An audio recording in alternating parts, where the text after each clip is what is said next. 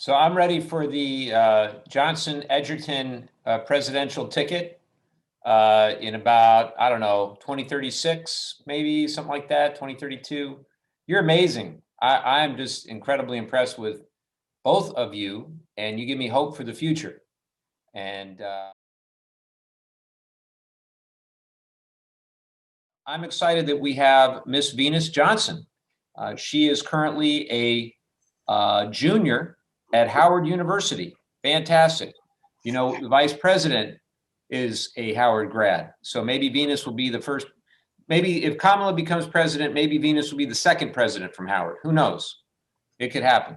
But she is studying strategic, legal, and management communications with a minor in political science. And as a North County, San Diego native, she's been cultivating her political aspirations by becoming a full-time campaign organizer and community leader. Wow, amazing. Well, Venus, it's great to have you. Thank you for joining us, and the floor is yours. Thank you so much, Congressman Levin. Humble salutations to my co-panelists, the viewers, and the organizers of this virtual event, and of course, our esteemed Congressman Mike Levin. I'm so pleased to be here and not only have a seat at this table, but of course, to bring my voice too. Before we get too deep into the conversation, it's important to recognize where we are in efforts to get us to where we need to be. I was on a wonderful panel a couple weeks ago with Miss LaTosha Brown, the co-founder of Black Voters Matter. And she did this icebreaker challenge in the opening of her presentation and asked everyone to close their eyes, ground themselves and breathe and imagine what America would look like if racism didn't exist. I consider myself a realist with a lot of optimism. So I want you all to instead imagine what would America look like if honest equity, diversity, and inclusion was at the forefront. If it was embedded in our genetic makeup of our communities and institutions, what would that look like? You can put it in the chat if you want, and you can say in a one-word answer, that looks like hope, or that looks like opportunities, whatever you prefer. As I share my personal experience, keep that question in the back of your mind. I am Venus Johnson. I am a junior strategic legal management and communications major and political science minor from Howard University. I am a military child. I was raised in Okinawa, Japan, and I moved to California at the age of 8. Being a military child, moving from place to place, from school to school, I can say that one thing that linked every experience to one another was the simple reality that I was always the only Black girl in the room. Diversity is being invited to the party while inclusion is being asked to dance. I'll repeat that. Diversity is being invited to the party while inclusion is being asked to dance. Inclusion is feeling respected, reflected, and expected. I didn't feel any of that until I attended Howard University. Getting to Howard is really what I want to focus on this conversation. Getting to honest equity, inclusion, and diversity. It's an overwhelming, disheartening reality that not enough students, not just Black, Indigenous, or people of color, but students in general that don't understand the historic and incomparable essence of HBCUs or Black education. However, so many just don't even know that they exist. Living here on the West Coast for a long time, I was one of those students who didn't even know that they existed. I had no real knowledge of what an HBCU was. I had no real concept of Black education as a whole. I wasn't immersed in Black literature or Black culture because it wasn't in the framework of my educational spaces. I was reading AP course books that subconsciously instilled a European reality while passively suggesting systemic racism. At my high school, I reinstituted our Black Student Union simply because there wasn't anyone else on campus who felt the need to encourage that space.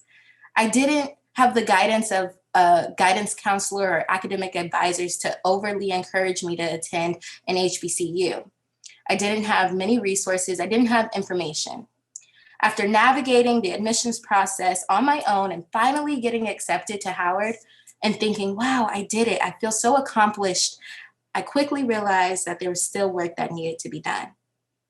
I realized that on National Decision Day. I'm a senior in my AP psychology class, and my teacher asked everyone to go around the room and announce what college they were going to. UC Davis, UC Irvine, UCLA, Cal State University, Long Beach. After each of these declarations, the class burst with excitement and joy and praise. Howard University. The room was silenced. This was when I knew that there was still work that needed to be done. Thankfully, I am a very determined, ambitious, and young woman who cannot be swayed by popular opinion. And whether I got applauded or I was silenced, I knew in that moment that I was still going to Howard University. I was confident in my purpose and my path, and I knew what Howard meant to me. I reflect and I think about the students who may not be so secure in their path and their purpose and their future like I was. My peers couldn't understand why an honors graduate like myself would settle for in their minds, a no-name university. Those that may have been negatively encouraged by that moment and would have changed their decision and missed out on the legacy of a lifetime by not attending an HBCU. When I close my eyes and when I imagine what America would look like with honest equity, diversity, and inclusion, I'm brought right back to that AP psychology classroom. I radically reimagine that moment and the girl who declared she was going to Howard University, the Mecca, the alma mater of our first African-American, Asian-American United States Vice President. She receives the same praise the UC students received. Why? Because our educational systems made clear efforts to include and reflect the reality of Black students in Black education. We have to realize that it's not my Black duty to discuss Black needs in white spaces. However, it's the duty of white spaces to reflect Black needs, to honor them, and to proactively understand them. There is a unique opportunity here for all of us to be the founders of a new nation that understands this principle. How? By not just listening, but by participating in the organizations that are already doing the work, the real work. I ask you all today to continuously ask yourself that question.